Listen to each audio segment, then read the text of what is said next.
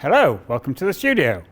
In this video I'm going to show you how to produce bokeh and we're going to go along on a bit of a festive theme. So what I have at the back here is some fairy lights. Just the smaller battery powered versions. Let me just turn those on.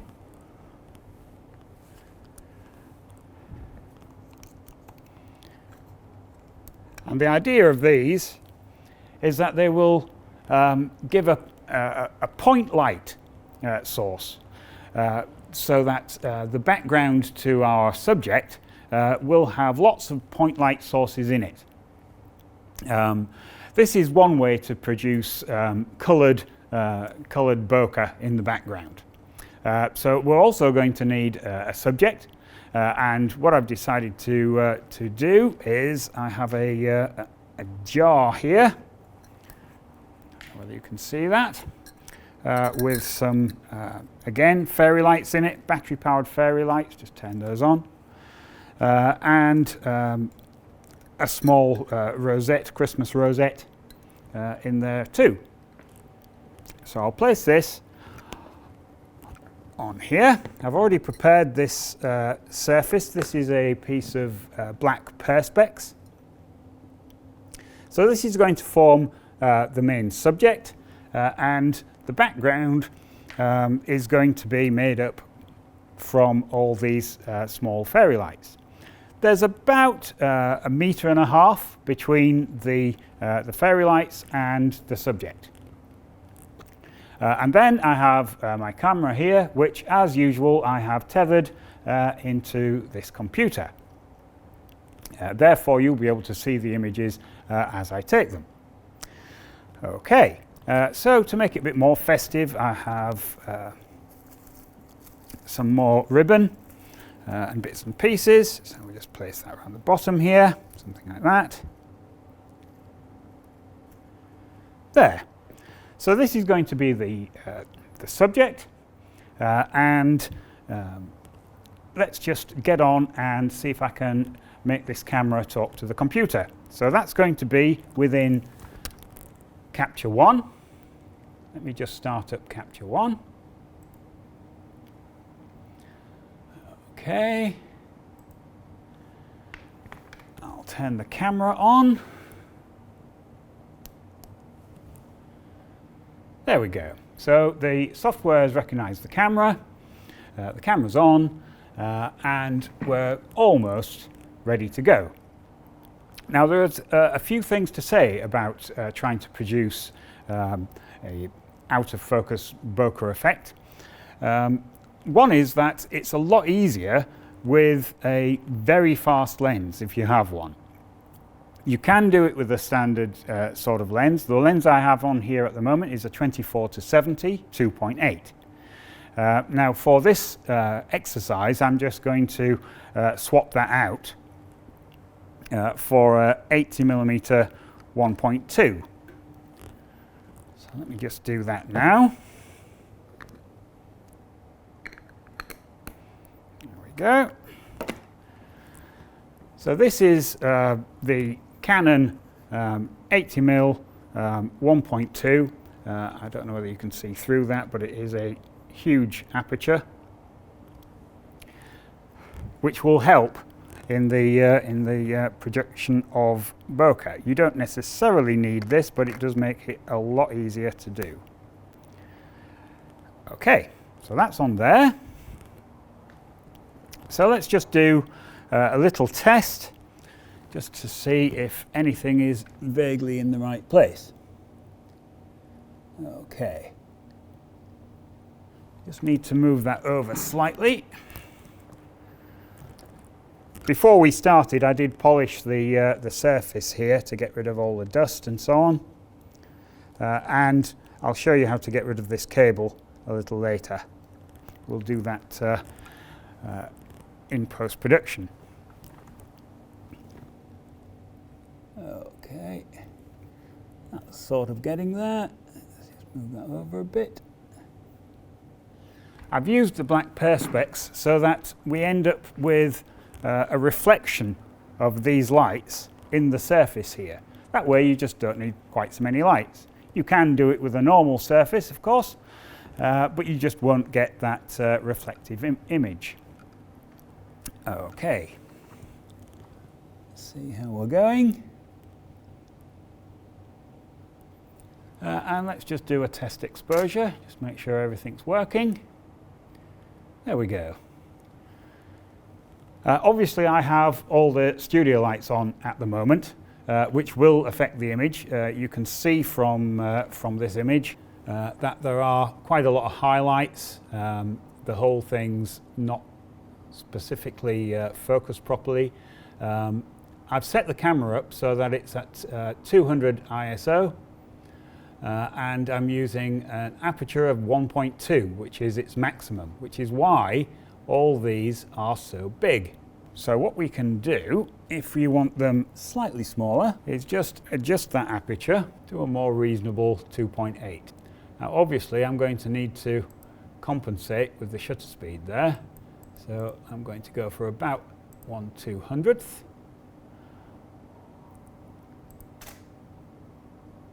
Fire that off again. Right, now you should be able to see that the size of all the circles of confusion, the bokeh, has changed considerably. This is where we were before, and this is where we are now. At the moment, the jar is in focus in places, as you can see. It's not completely in focus everywhere. We'll address that problem a little later. But you should be able to see that the difference in aperture has made a huge difference to the size of the bokeh.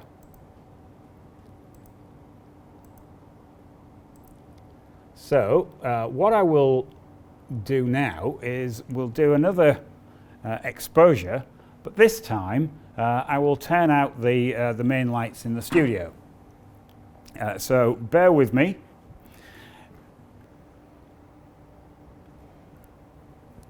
Okay, so with all the lights out, we'll just fire another image. There we go. And you should be able to see from that, little underexposed, but a good pleasing effect in the background. So what I'm going to do is just decrease the shutter speed by about a stop. There we go. I don't want to go too far and make it too bright because I want saturated colours. So with those settings we have 1/100th of a second at 2.8. So if I just change that 2.8 to 1.2 and change the shutter speed from 1/100th to 1/20th. 1/20th is a little high.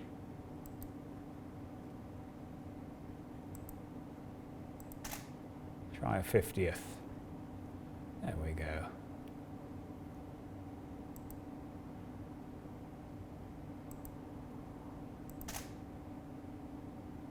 There, that's better. So this is where we were, and this is where we are now. So you can see the difference in size of the circles of confusion in the background.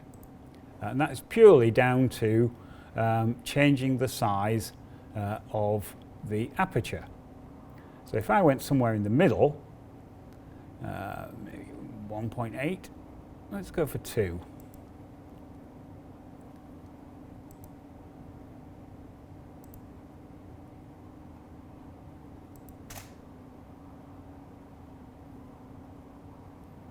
And we've ended up with a size which is more or less in the middle. I know the overall exposure is up and down a bit, but you get the idea. You can change the size of the bokeh by changing the aperture. Okay, so we're starting to get there. The other thing to bear in mind with this, let me just turn the studio lights back on. Okay, so now we have the studio lights back on. The other thing to bear in mind with this is that this part of the subject isn't really lit at all. There isn't enough light coming out of the LEDs on the inside of the jar here to light this up. So since I'm using continuous lights for the rest of this shoot, we're going to use a continuous light just to light up this area here. So I have over here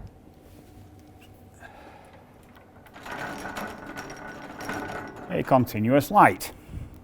I'm using this studio light. You can use virtually anything for this. You're not really bothered about the purity of its color temperature because there is no reference for your eye to go for. So what I'm going to do is focus this in a little and just flag off the rest of the subject. So we're just lighting up this area down here. Again, I'm going to turn out the studio lights to make this a little easier to see. Okay, so you should be able to see that this area has been lit up by this light. Incidentally, this is tungsten balanced, or it's set to a tungsten balance at the moment, and the camera itself is set to 5600 Kelvin. So this will appear very yellow, which is what I want because I want a very warm feel to it. So we'll give that a bit of a try and see just what we get. There we go. So you should be able to see that this has caught all the various bits of trimmings down here. What I can do actually is I'll just refocus the camera just onto the trimming at the front. There we go. Just to make it a little easier just to set this part of the image up. Well, that's not too bad, but it still has a few shadows that need a little bit of filling in. I don't want to diffuse this light because I want specular highlights. I think it will add to the festive feel.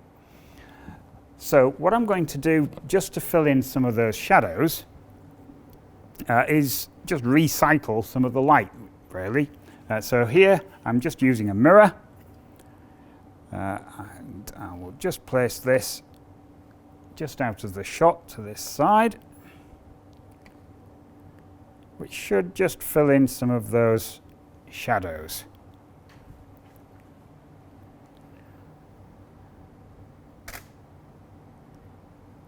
There we go.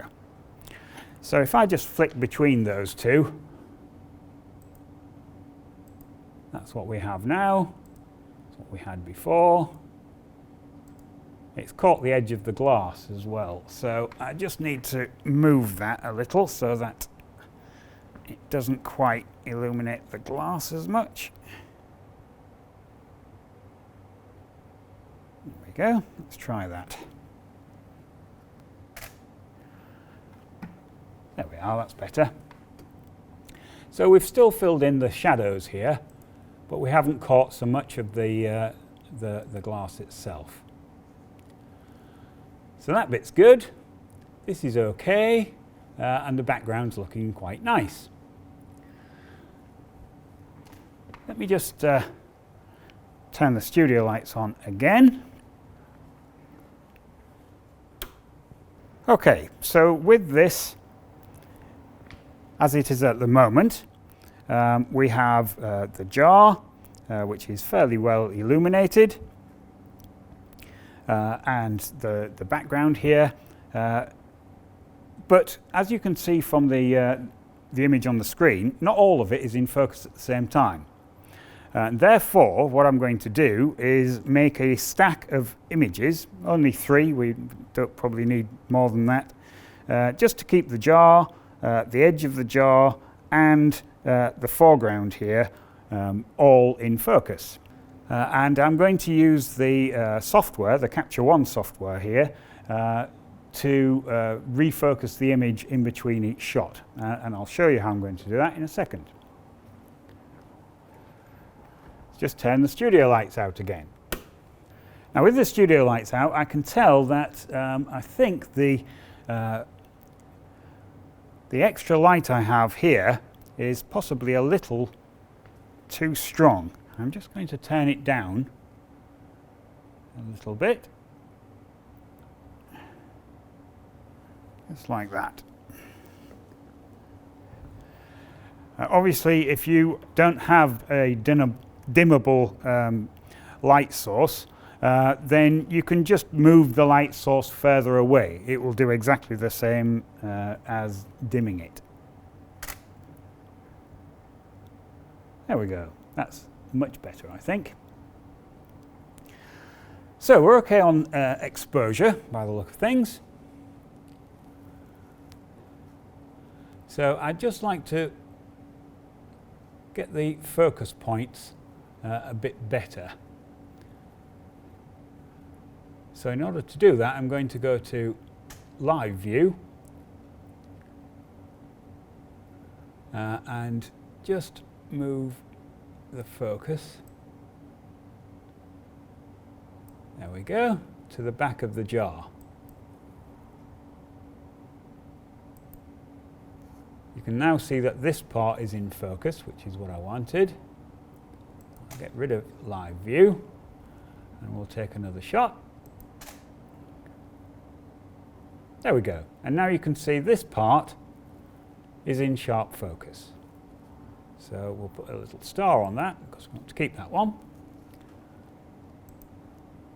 Go back into Live View.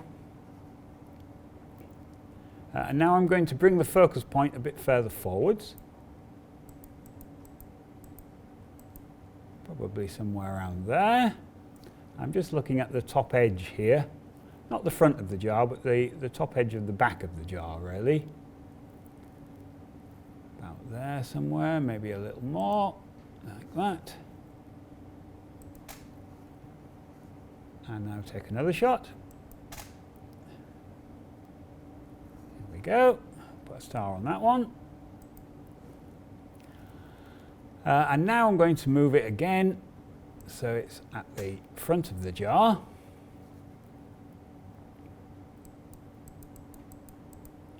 So, you can just see this part now is in focus, and it's starting just to bring the edge of the tinsel down the bottom in focus as well. Take that one. And then finally,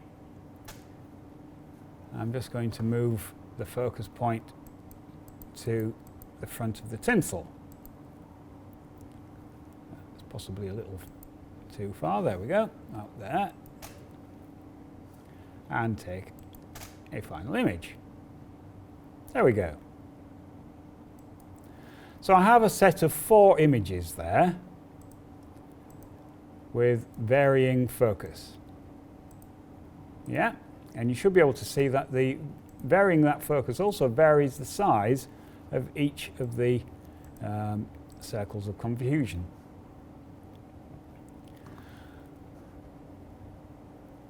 So, having set all that up, I'll come back to those in a moment. There's something else I want to show you first. Each one of these circles, I think you can see on some of them, is exactly the same shape as the iris blades within the lens. And you can use that effect to make these confusions any shape you like. Let me show you what I mean. If I just change this aperture to its maximum,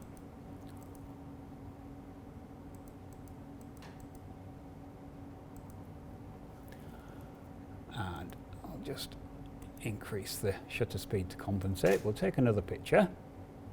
So now we have huge circles of confusion in here.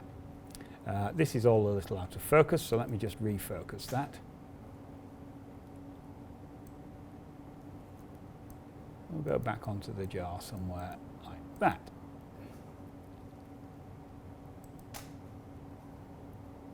Take another picture. There we go. So we have quite large circles of confusion here. Okay, let me just turn the lights on and explain what I'm going to do next. So as we said, the shape of each one of the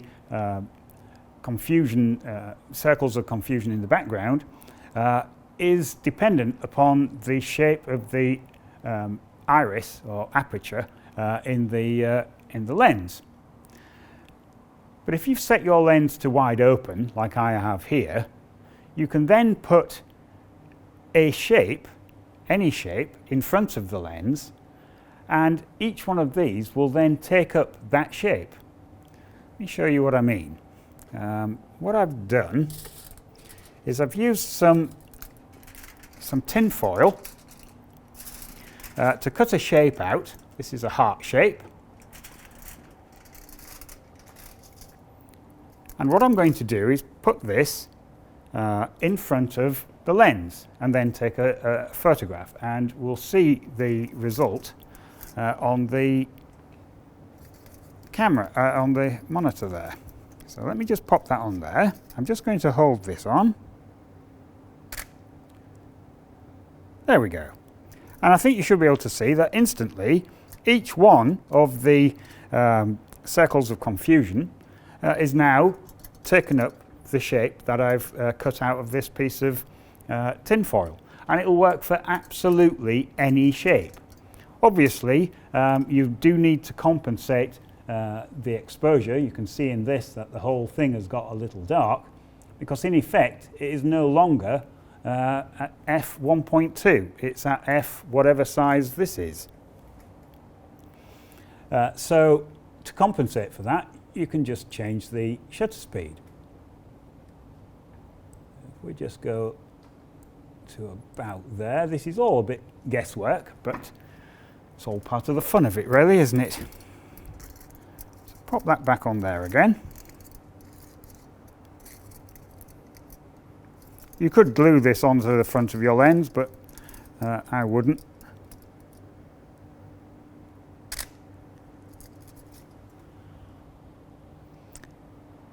Okay, that's got a bit brighter. Obviously, because I've left the lights on, you've got quite a lot of light pollution in the background there, but you get the idea. And this will work for any shape. So for instance, this is one that I've made earlier, which I just put in a holder to make it a bit easier to put onto the front of the lens. So just before I show you the other one, I'll just turn the studio lights out again. Like that. Now I'm just going to hold this in front of the lens.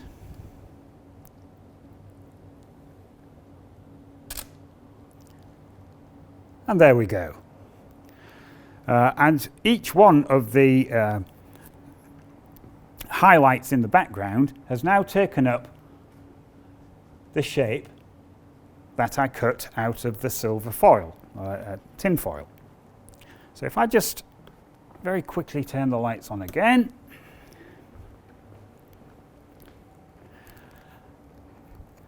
Now this will work for absolutely any shape, so I just swap that out.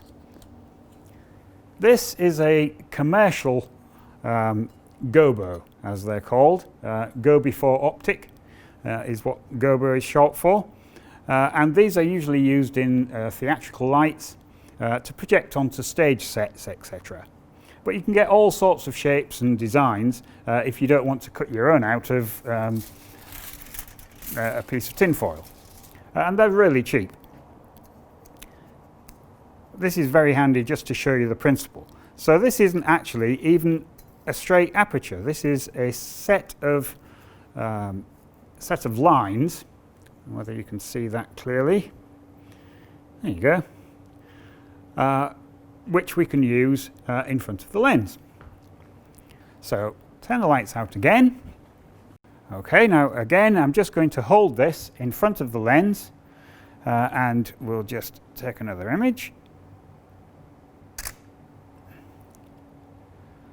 And then this time, each one of the highlights has taken up the shape which I held in front of the lens. If I hold it up in a different direction,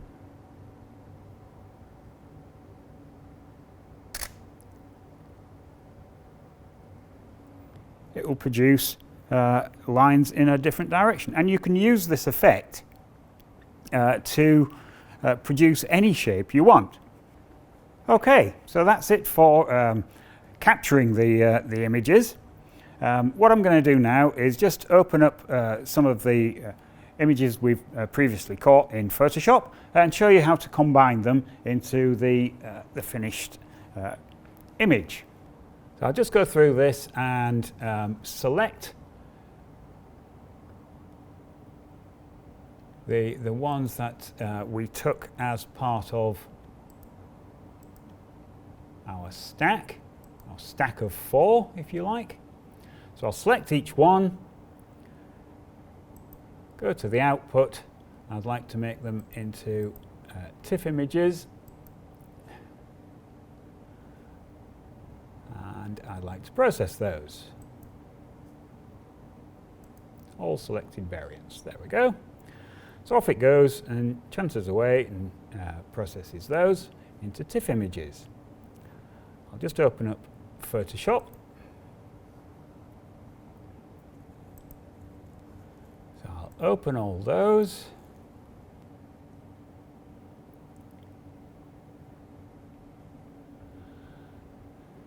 And there we are. So this is the foreground image.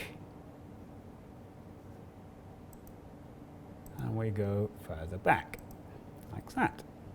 So that's the background image.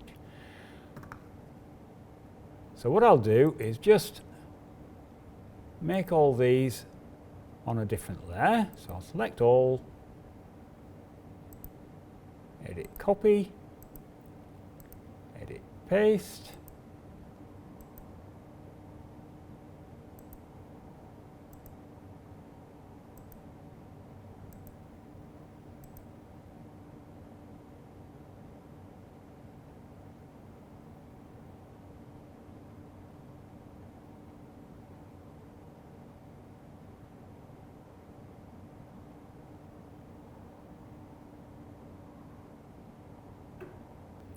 Okay, so now I have a set of 4 layers which moves the focus point from the front to the back, like that. So on each one of these I'm just going to add a layer mask.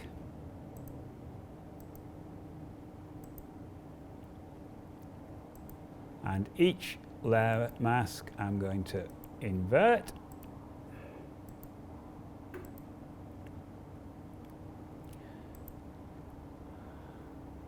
Okay. So this is the background image. So now if I paint into that layer mask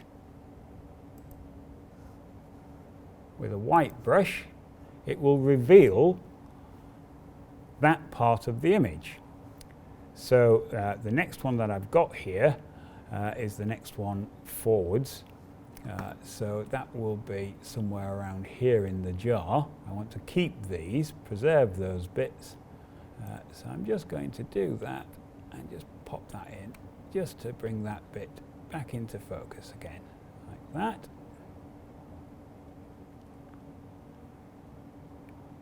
There you go.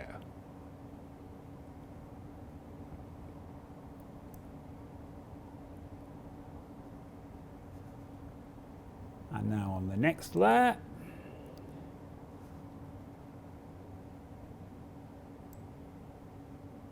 here we go. Again, I'm doing this quite quickly. You could take a bit more care. But the principle is exactly the same. Here we are.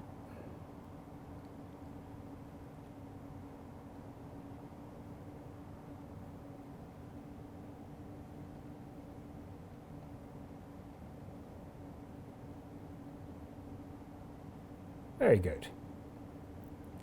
Just like that.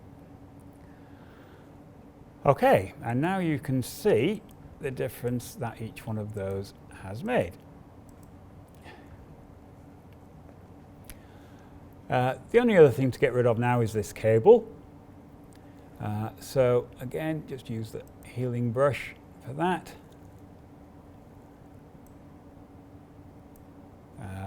Always works if you get it on the right layer. Let me just pop that on there. We'll just paint that out like that.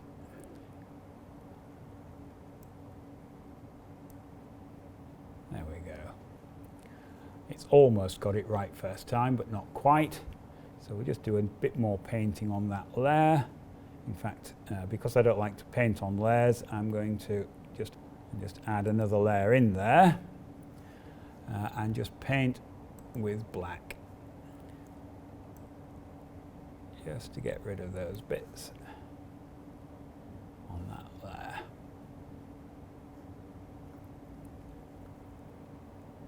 There we go. Let's change the size. Just zoom in a little so I can see what I'm doing.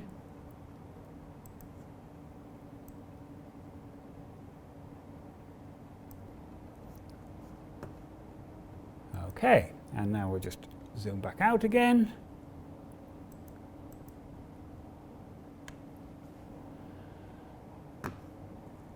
And there we go.